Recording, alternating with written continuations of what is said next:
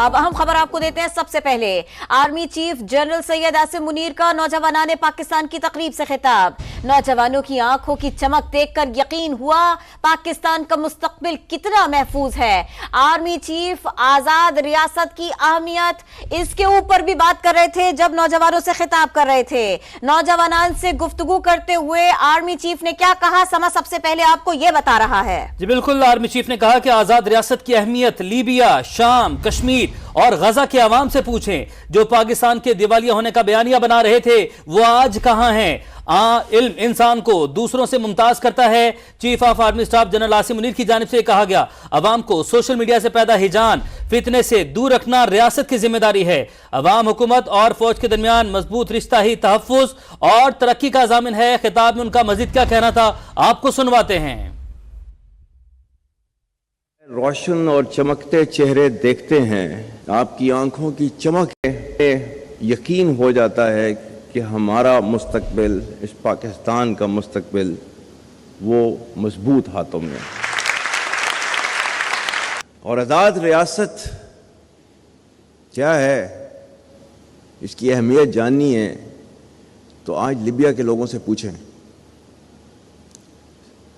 शाम के लोगों से पूछें, और जब जो है वो इराक टूट फूट का शिकार था उस वक़्त उनके लोगों से पूछें, कश्मीर के लोगों से पूछें, गजा के मुसलमानों से पूछें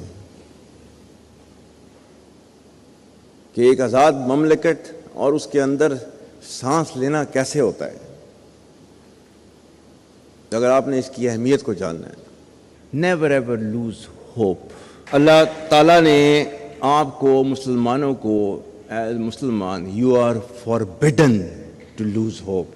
अल्लाह ताला ने तो आपको कहा हुआ है कि वो आपको टेस्ट करेगा हर चीज़ पे। सूरह अनकबूत उठा के पढ़ें, फिर लिखा हुआ है अलिफ लाम मीम हसिबन्नासु अन युतरकू अन यक़ूलू आमन्ना वहुम ला युफ्तनून। क्या इंसान ये समझता है कि वो अपने मुंह से कहेगा कि मैं ईमान लाया और मैं उसको नहीं आजमाऊंगा। And this is for you. अफराद के हाथों में है अक़वाम की तकदीर, हर फर्द है मिल्लत के मुक़द्दर का सितारा। Army chief general Syed Asim Munir का नौजवानाने पाकिस्तान की तकरीब से खिताब। नौजवानों की आंखों की चमक देखकर यकीन हुआ पाकिस्तान का मुस्तकबिल महफूज है। आजाद रियासत की अहमियत अगर पूछनी है तो लीबिया, शाम, कश्मीर और गजा के अवाम से पूछें।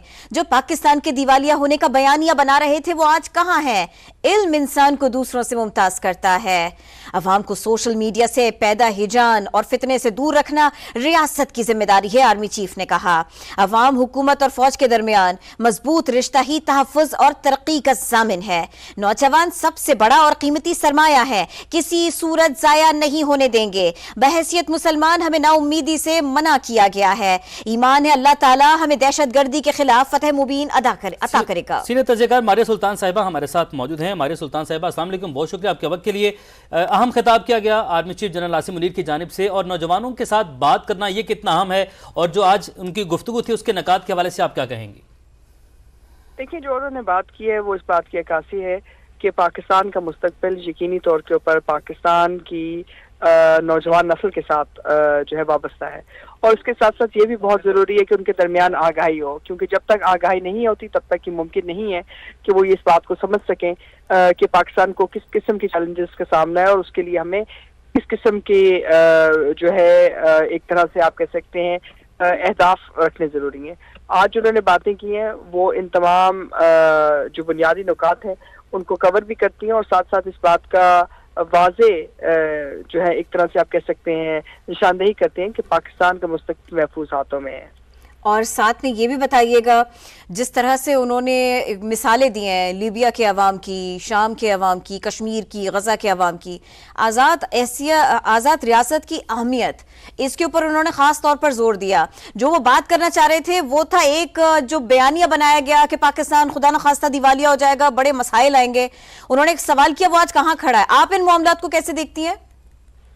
देखिए, जो उन्होंने बात की उसके पीछे पस मंजर में दो तीन चीज़ें हैं। एक तो ये कि मुख्तलिफ जगहों के ऊपर बिलखसूस लिबिया में और बिलखसूस इन तमाम इलाकों के अंदर नौजवान नस्ल को जो है इस्तेमाल भी किया गया और उनके ऊपर मुख्तलिफ बयानियाँ दिए गए, लेकिन उन बयानियों के बाद जब हकाइक सामने आए तो जो ममालिक हैं उन्होंने अपने आप को मुश्किलात के अंदर गिरा हुआ देखा, ना सिर्फ मुश्किलात के अंदर गिरा हुआ देखा, लेकिन जो ममालिक हैं जब उन पर बैनुल-अक़वामी साजिशें और बैनुल-अक़वामी एक तरह से आप कह सकते हैं वार जब सामने आए, तो महकूम रियासत के तौर के ऊपर जब आप अपने आप को देखते हैं बतौर नौजवान नस्ल, तो उसका अंदाजा नहीं लगाया जा सकता। आज सारी दुनिया उनके साथ खड़ी है, लेकिन अभी भी उनकी जो जिद्दोजहद है वो पूरी नहीं हो रही।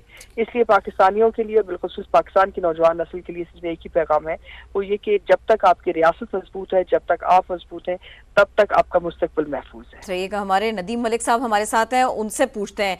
नदीम मलिक साहब, आर्मी चीफ गुफ्तगू कर रहे हैं नौजवानों से और उन्होंने ये कहा है कि जितना हिजान है, जितना फितना सोशल मीडिया के थ्रू फैलाया जा रहा है, रियासत की जिम्मेदारी है अवाम को उससे दूर रखना और साथ के साथ नौजवान भी इस सिलसिले में काम करें, गलत खबर की जांच भी करें। आप कैसे देखते हैं सारी की सारी गुफ्तगू को?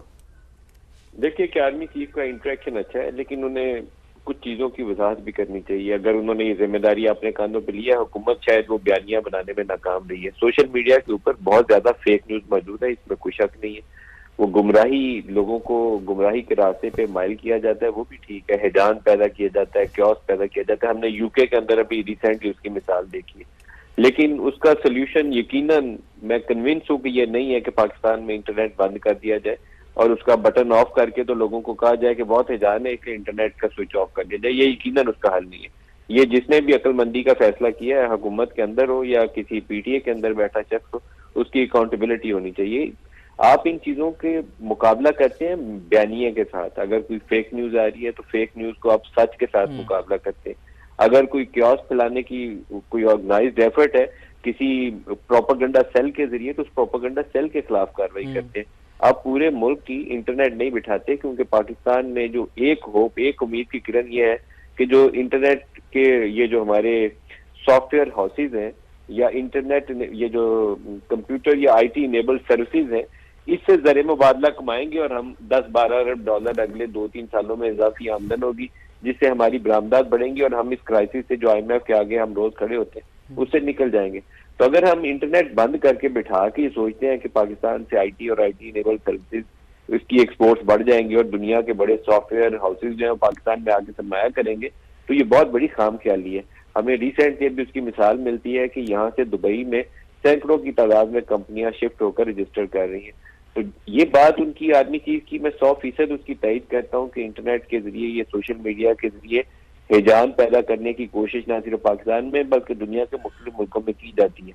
यही आपका वो मॉडर्न वॉरफेयर है कि लोगों के अंदर किस तरीके से आप इन्हें इस्तेराब पैदा करना है। लेकिन उसका सोल्यूशन इंटरनेट की बंदिश नहीं है, उसका सोल्यूशन सच्चाई है। आप सच और इंफॉर्मेशन फ्लो के जरिए उसका मुकाबला करते हैं और मुकाबले में बयानियां, मजबूत तवाना बयानियां लाते हैं जो झूठ को शिकस्त दे सके। जी अच्छा नदीम साहब, एक बात और भी है, ये कितनी सही एग्जाम्पल्स हैं, ये कितनी सही मिसालें हैं कि किसी भी खबर को लेकर, इंफॉर्मेशन को लेकर, लीबिया हो गया, शाम हो गया, यहाँ पर कितना अनरेस्ट देखा गया। फिर उसके साथ साथ अगर रियासत में हुकूमत नहीं है और लोग एक दूसरे के साथ में वैसे कनेक्ट नहीं है जैसे होना चाहिए, तो फिर हम कश्मीर भी देख रहे हैं, हम गजा के अवाम का हाल भी देख रहे हैं। ये एग्जाम्पल्स भी दिए उन्होंने। देखिए कि जो कुछ हुआ लीबिया या शाम के अंदर या बाकी मुल्कों के अंदर, उसमें ग्लोबल पावर्स ने और वो जो सो कॉल्ड अरब स्प्रिंग थी उसने बहुत एक रोल प्ले किया था। तो हम क्या सोचते हैं कि पाकिस्तान के अंदर भी कोई अरब स्प्रिंग टाइप ऑपरेशन किया जा रहा है, क्योंकि अरब स्प्रिंग एक ऑपरेशन था जो अमेरिका और CIA ने बैक किया था इस पूरे खिते के अंदर। यमन और लीबिया और उसके अंदर हमने बहुत बड़ी तबाही देखी। उसके अंदर इंफॉर्मेशन वॉरफेयर का यकीनन एक हिस्सा है, लेकिन अल्लाह पाक अपना करम रखे, पाकिस्तान उस सूरत हाल से दुचार नहीं, और अल्लाह करे कि बचे रहे हम ऐसी किसी